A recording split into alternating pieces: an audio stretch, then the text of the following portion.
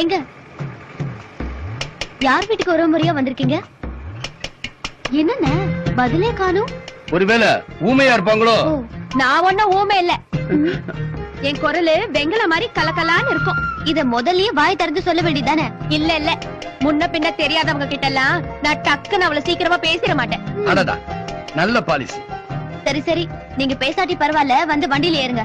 மூணாம் மனுஷங்க கூட எல்லாம் அவளை சீக்கிரமா ஏறிட மாட்டேன். ஆஹா, கைவசம் ஏகப்பட்ட பாலிசி வச்சிருக்குமா? நாங்க 2 பேரும் அண்ணன் தங்கச்சி தான். உனக்கு வேணா அண்ணனா இருக்கலாம், என்ன பொறுத்த வரைக்கும் மூணாம் மனுஷன் தானே. அட, பாயிண்டா பொழந்துகிட்டதேமா. சும்மா அடம் பிடிக்காதீங்க. ஊரு போய் சேரணும்னா இன்னும் 4 கிலோமீட்டர் நடக்கணும். என் உடம்புல தெம்பு இருக்கு, இன்னும் 24 கிலோமீட்டர் வேணாலும் நான் நடப்பேன். சரியான மிளகா வியாபாரி பொண்ணு போல இருக்கு. காரசாரமா பொறிஞ்சு தள்ளுறாங்க. சரி விடுமா, கொஞ்சம் தூரம் போனா கரும்பு காடு வருது. அங்க பொறுக்கி பசங்க சாராயம் காய்ச்சி குடிச்சிட்டு சீட்டு விளையாண்டுகிட்டு இருப்பானுங்க. 4-5 நாளைக்கு முன்னாடி 50 வயசு கிழவின்னு கூட